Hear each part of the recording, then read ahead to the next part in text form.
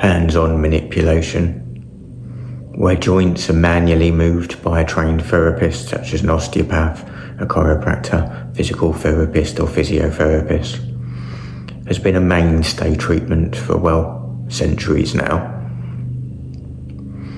We used to think that we change joints or we change tissue when we do this, but actually we're just showing the software that something can functionally move, which then reduces what we call protective tension. So if you are stuck in protective tension and an area just feels spasmed, like it could do with a release, manual hands-on manipulation might well be the thing that will help you to move better.